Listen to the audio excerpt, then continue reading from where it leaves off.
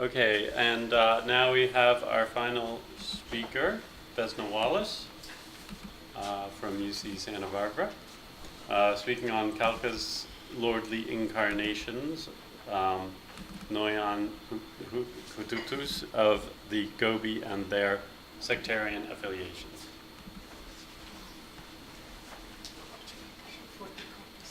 Sure. Yeah. And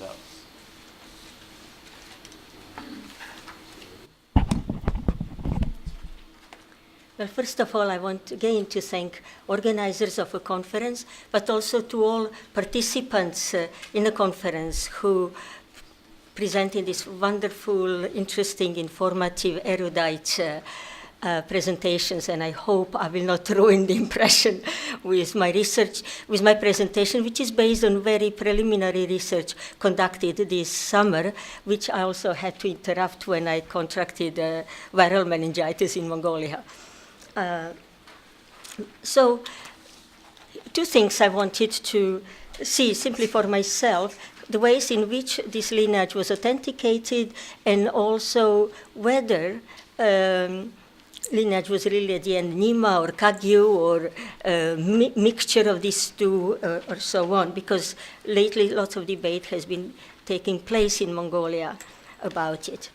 But so for more than a decade, some Mongolian scholars, monks, and politicians have argued that the reason for which most of Mongolian candidates for Hutuktus have been taken to India to the 14th, for the 14th Dalai Lama's authentication and fewer to influential Mongolian lamas is a decentralized state of Mongolian Buddhism in which a legitimately authoritative figure among Mongolian Buddhists is absent, and the unified policy and administrative structure of Buddhist monasteries are missing.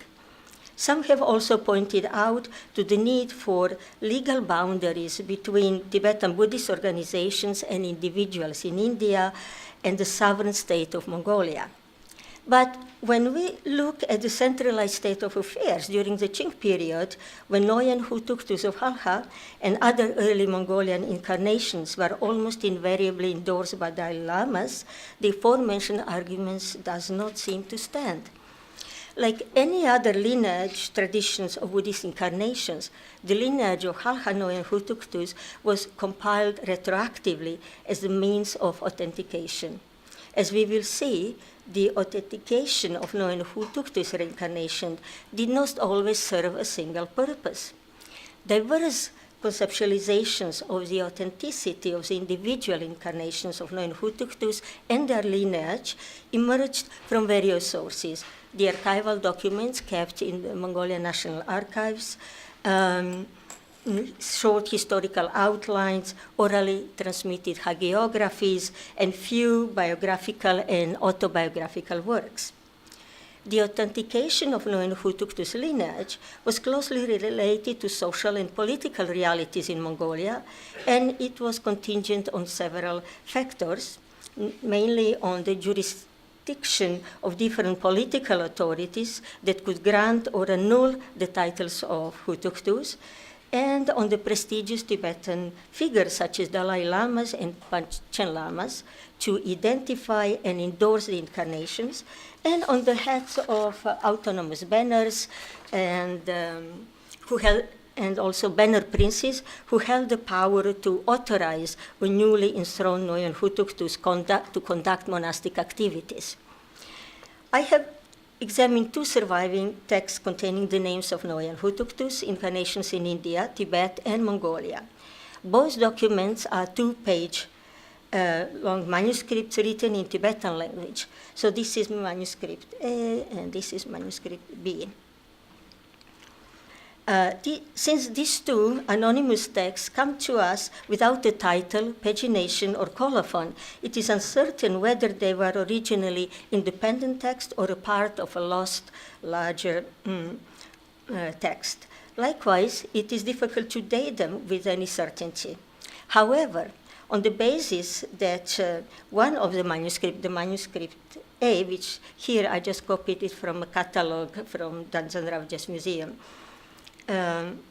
mentions the first 7 out of 9 incarnations of Halhanoyan Hutuktus, it is safe to assume that its compilation of 35 incarnations was written either during the life of the 7 Noyan Hutuktu, Navanglopsan Tenpe Gyaltsen, who lived through 3 different political periods in Mongolia: the final phase of the Qing rule, the autonomous Bogd state, and the communist revolution.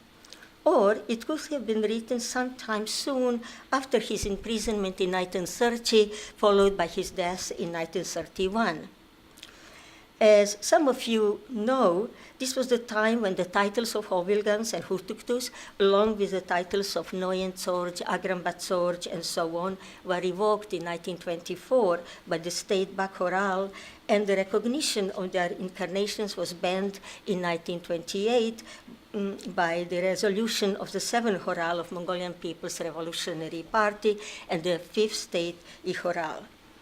In a political climate in which Navanglopsan Tenpe Gyaltsen was considered to be the last incarnation of Noyan Hutuktu, so the compiler of the mentioned list might have felt the urgency to record it for later generations. The fact that he was considered as the last incarnation in the lineage of this lineage is confirmed by the record of the former deputy of the Council of Ministers and the first deputy of the leaders of the People's Ihoral, who went and visited the 7 Hotak to basically confiscate certain property, and mentions him later in his chronicle as the last incarnation of Noyan Hutuktus. A compilation of the incarnations of Noyan Hutuktus contained in this second manuscript must have been written sometime after the birth of the 8th Noyan Hutuktu, Navang Samten Gyatso, who was born in 1933, because it includes his names. The second list also mentions all of those Tibetan and Indian incarnations. I just didn't repeat it in your handouts.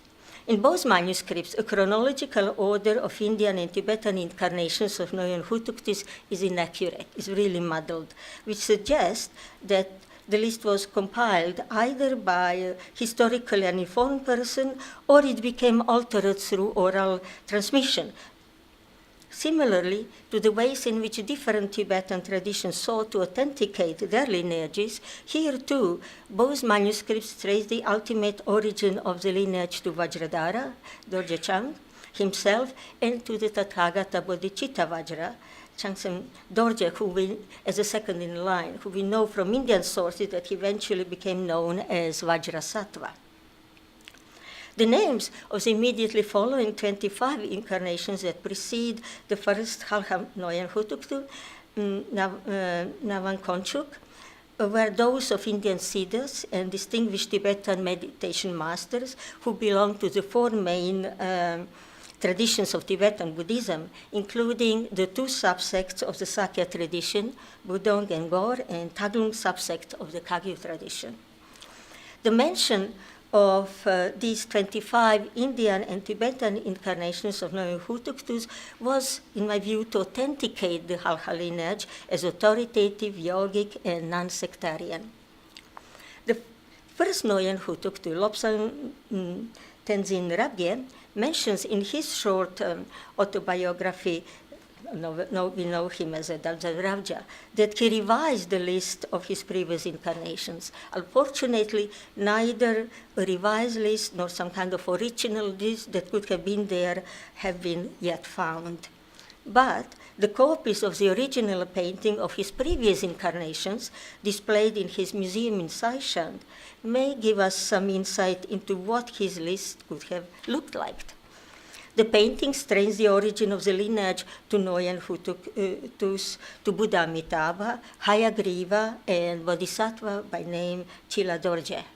I don't know who that Bodhisattva is. Also, in one of his Sorgal, he points to himself as Amitabha. The Sorgal begins by saying, I, Tenzin Ravgye, was first Amitabha, born in Sukhavati. I, Tenzin Rabje, as Padmasambhava, have done retreat in the land of Sambhava, where in my meditation I met Hayagriva, I have seen the suffering of 6 realms and so on. So here Padmasambhava is not mentioned in that list of, but Amitabha is listed as first. The paintings portray only early Indian and Tibetan incarnations, whose names and chronology to some degree differ from the list compiled in the 2 aforementioned manuscripts.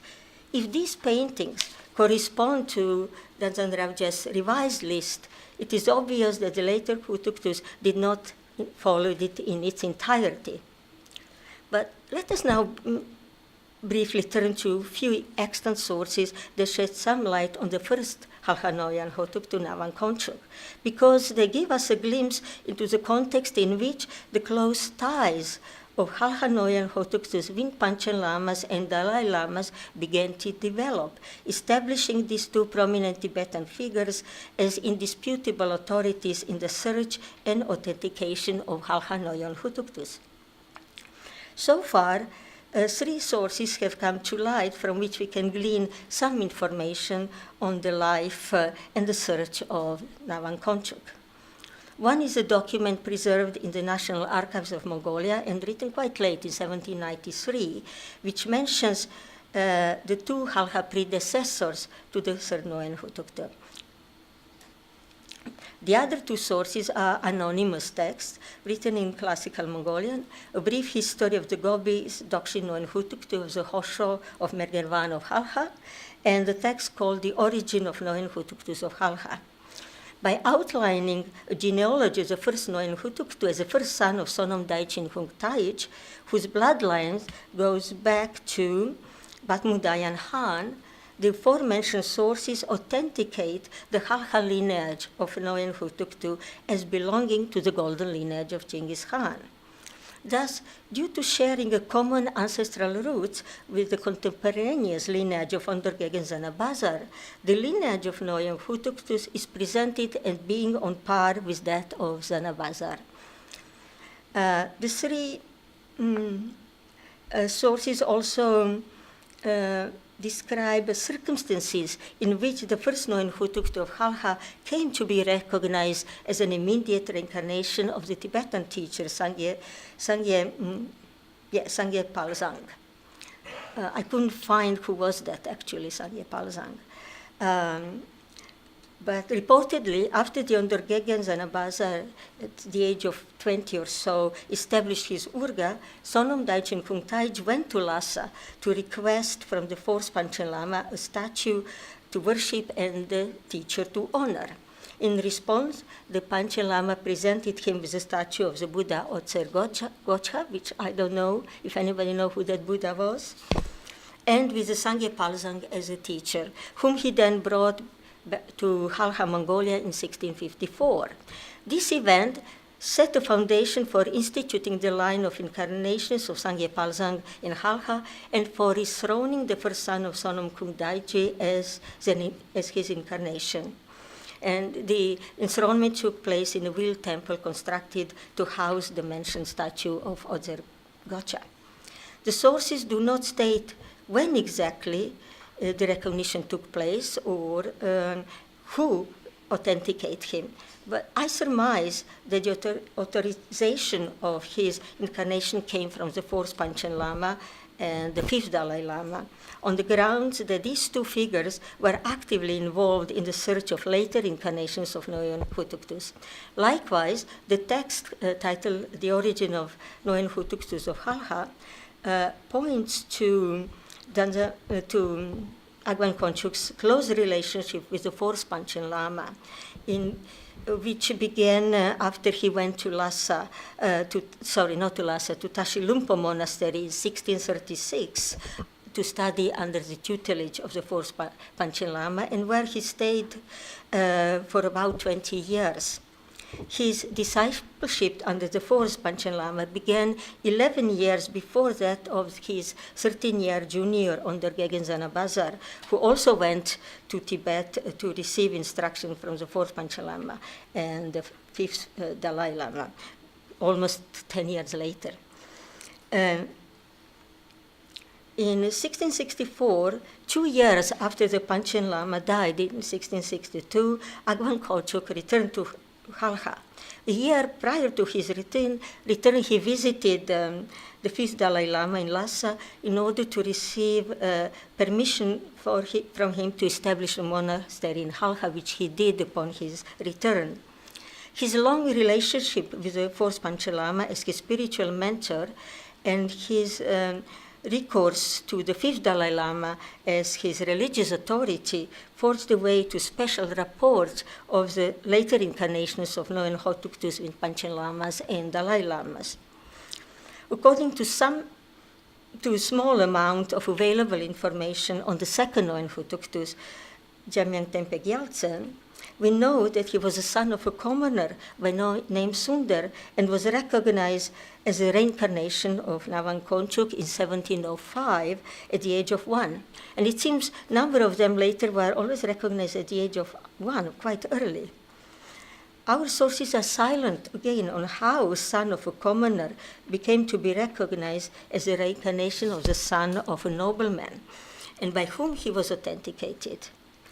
But the sources give us one kind of piece of information on the second one Hutuktu that may be relevant to understanding Emperor Qianlong's amicable attitude and support of the third Noen Hutuktu, Jamyang Tenzin.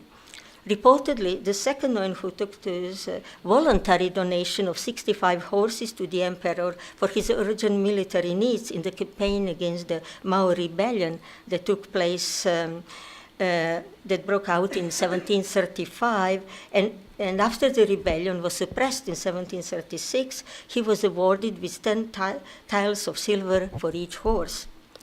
So the third Noen Hutuktu, Jamyang, who was born in the family of Dasak Tsevden in 1750. At the age of 6, he was officially confirmed as a third Noen Hutuktu by the seventh Dalai Lama. And this matter was later then presented to the second Jetsu Damba, and a year later, in 1751, the boy was enthroned. In 1760, Emperor Qianlong granted him a tamga, or a seal, to govern his shavi. There is no record of whether the first and the second Hutuktus received tamga, but they did have some shavis.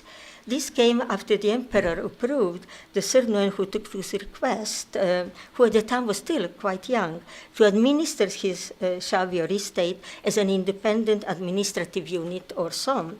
Prior to that, his shavis were organized as an otok.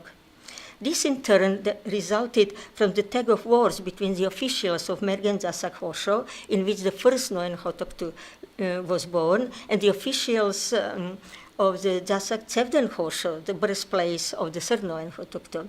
The complaints and counter-complaints sent to Emperor Qianlong pertain to which Hosho the young Noen Hutuktu and his shavi should belong. The group of officials from Mergen Zasak Hosho claimed that the Hutuktu and his shavi should belong to them.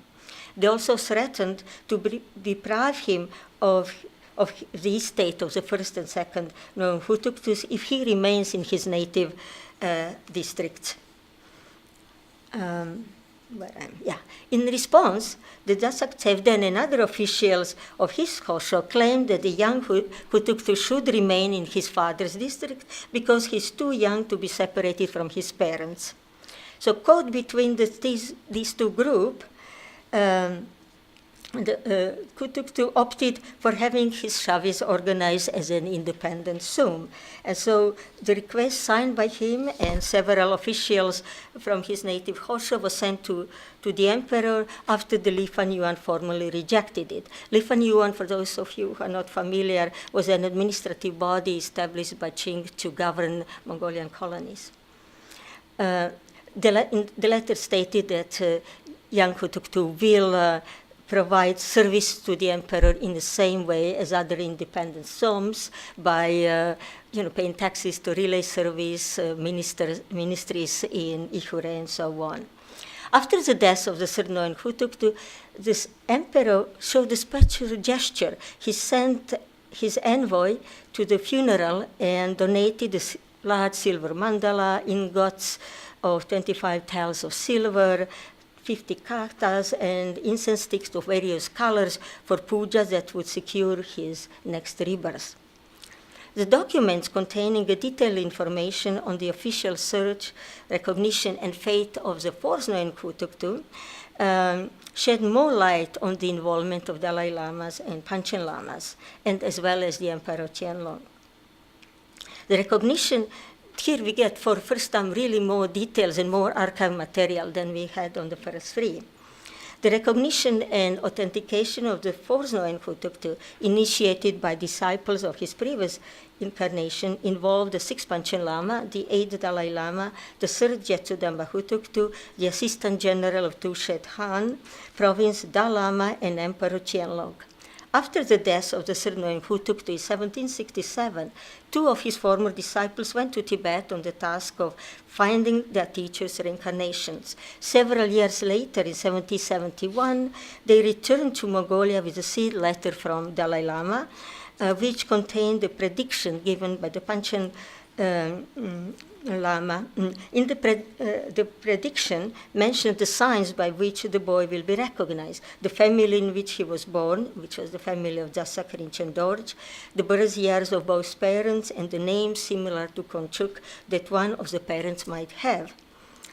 The letter was then presented to the Jetsu Damba Hutuktu, and in the same year a search party consisting of the envoys sent from Tushet Khan province, Dalai Lama, and a disciple of the previous Noyan Hutuktu was sent to designated family. Although the birth years and the names of the parents did not match the ones stated in the letter, the Sir Jetsu Damba approved the choice, declaring the Panchen Lama as trustworthy.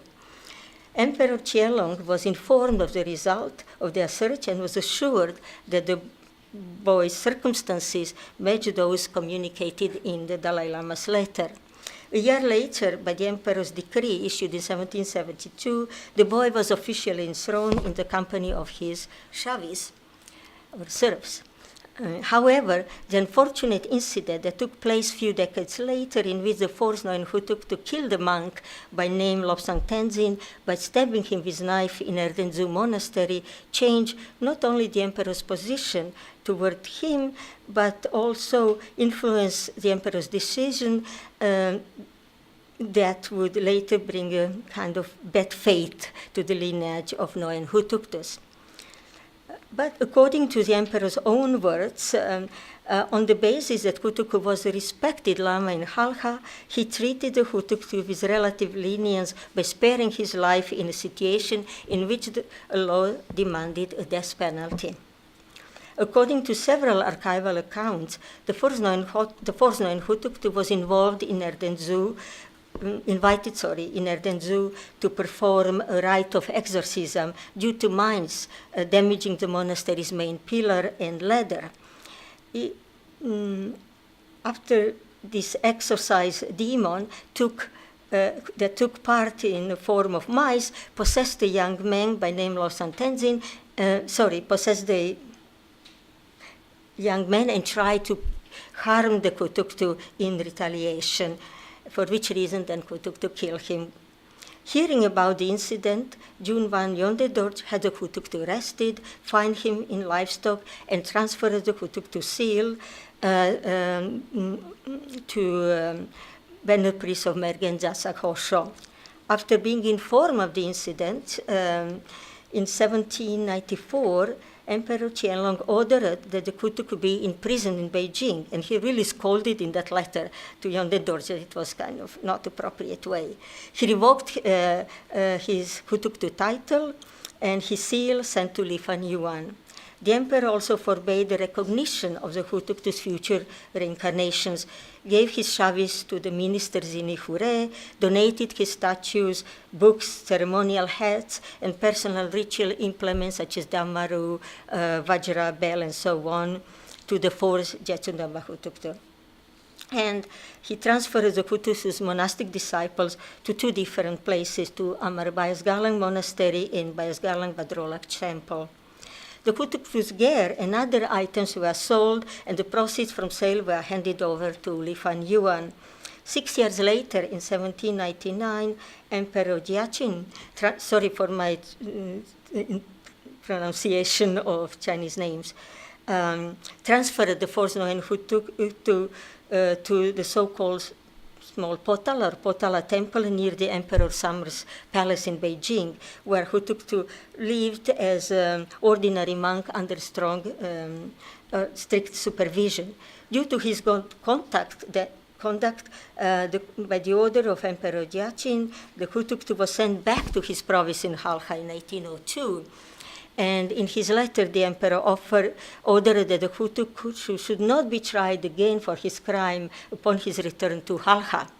And 2 years later, in 1804, he died from some chronic disease, we don't know what. But already on the way through Dolonor, he became very ill and was treated there.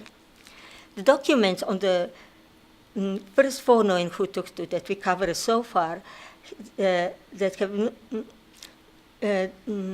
have been found and examined, again, only this summer, point to the Gelug monastic training and their affiliation with the Gelug tradition. There is no references to Nyima or anything like that. Even the first 17 years of the fifth Noen Hutuktu's training were exclusively in the Gelug tradition. He turned to the Nyima teachings and the kind of mixed Nyima and Kagyucho practice only 17 years later on the advice of the fourth Chankya Hutuktu during his stay in Dolonor. Due to Emperor Qianlong's prohibition of a search for the future incarnation of the fourth Noen Hutuktu, the search of the fifth Hutuktu had to be secretly carried out. And then Zavravja's biography tells us that on the request of Shangzo Dwa, Hutuktu of Jehol, the seventh Panchen Lama kind of secretly took part in a search of the fifth Noen Hutuktu, predicting the year of his birth and naming him in advance as Lobsang Tenzin Rabgye. While he was known among Halhas as a reincarnation of his predecessors, to Qing authorities, he was presented as an incarnation of the fourth Noen Hutuktu's disciple called Navang Chorja, Ragwan Chorj. Because of this, then he became known as Noen Chorj. Known for adopting the rituals of the Nyima and Sarma traditions and showing his non-sectarian position in his various writings, according to his own autobiography, he was considered a menace to the monastic Gelug establishment and to the Qing administration in Hure. And those, many of you who have read about Rauja, you know that his travels were restricted, that when he tried to go to Lhasa, he was obstructed physically, and so on.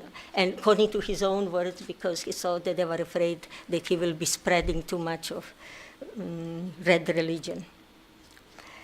This perhaps explained why a younger brother of the seventh Jetsudamba Hutuktu, who was born in Tibet and in the Gelug family, was selected at the age of 1 as a sixth Noen Hutuktu. As seen from the letter sent to Emperor Xianfen by the officials of the two Halha districts in 1853, the heads of all 4 districts of Halha did not really accept a Tibetan incarnation of their Noen Hutuktu. Although the boy was recognized in a very young age, his enthronement was delayed for about 64 years until 1868. This delay was also in part due to change in the Qing policy that required a meeting of Halha Lamas with Qing emperor in person in order to be authenticated as Hovilgans or Hutuktus. According to oral his oral kind of history says that when he was still a young boy, he cried excessively and was refusing mother's milk. And so mother went to Jetsudamba and said, I don't know what to do with him. He is not, he's crying all the time. He's not accepting milk. And Jetsudamba said, basically like, what do you expect? He's that drunkard from a gobi. Give him a vodka. And so when mother gave a vodka, child liked it, slept well, and stopped crying. Well, it is difficult to know whether the fourth noin who took to affiliate himself, who took to affiliate himself exclusively with the Gelug tradition of his previous incarnation, it's not sure. But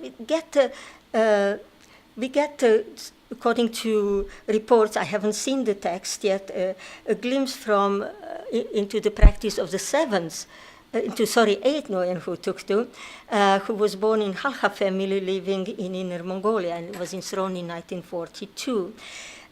In the Halha sources, we can't find any information on him in terms of archival material, but luckily Mr. Shirchin is here, who is now working on this autobiography of the eighth Noyan Hutuktu, which basically gives lots of interesting information. And also Mr. Shirchin tells me that this autobiography has been already published in Inner Mongolia some 7 years ago. So I'm looking forward to which we'll learn more. This one is a biography of the Lama. Autobiography of the Lama, who speaks about his experiences about eight. But there is one poem that I was told that was brought by these families who moved to Inner Mongolia to participate in this war with Japan, Russia, and China, and who have returned back, and that brought this prayer, which is called a prayer to stabilize the feet of the eighth incarnation of Hutuktu, which suggests that he engaged in tantric Nyima practices. So I have to see it yet to see it. But also due to sufficient information from Halha, I don't know who authenticated him actually, but he unfortunately didn't live also very long. Now, interesting is the search for how much time? Am I way over time? You're fine. Okay, I have just one paragraph. So a search for the ninth Noyan Hutuktu, the present Noyan Hutuktu, who was born in 1994, was initiated by the Ink Taiwan group centered on reviving Hamarhid Monastery, which was Ravja's monastery, and who also are working on revitalizing the teachings and practices of Ravja. They have involved the state oracle of Tibet, the Chung oracle, in this search, not because he's a Kagyupa, but simply because he's an oracle. And this initiative began due to some concerns that in Inner Mongolia, the ninth Hutuktu has been recognizing that some Halha Mongols were already going there, paying homage to him, and to block this, they have decided that it's time to the search. The 14th Lama was involved authenticating Danzan Lusan Dudev in 2012, when he was recognized, some of you know, when he was only like 21 or so. In 2013, in order to spotlight the non-sectarian orientation of the lineage, the mentioned group has these 9 Hutuktu being throned in monasteries of the Gelug, Nyima, and Kagyu tradition. Before his recognitions, they have geared toward the Nyima tradition as that lineage, as that of tradition of the lineage, and they have sent 10 young monks and 8 nuns to South India, to Penno Rinpoche's monastery. But now that State Oracle was involved, who has a Kagyu affiliation, the monastic education of this new Hotak became mixed between the Gelug tradition, which something that what he studied in Mongolia and in Drepung Monastery in India, and continued that in the Drikung Kagyu tradition in Dehradun. Unfortunately, he became ill and has returned to Mongolia and lives quietly to recover or not, I don't know. But in any way, in this very brief and rather sketchy presentation, I have just tried to figure out whether there is evidence, and I think there is no evidence, that there has been a single homogeneous line of the transmission of teachings and practices in the lineage of Noyen Hutuktus of Halha. And that this disordered and muddled list of the early Indian and Tibetan incarnations was retroactively compiled simply to formally establish and legitimize the lineage as lineage's non-sectarian identity. But one element that remained constant through most of the history of this lineage was a formal association with Dalai Lama as its authenticator. So I can stop here. Sorry if I went over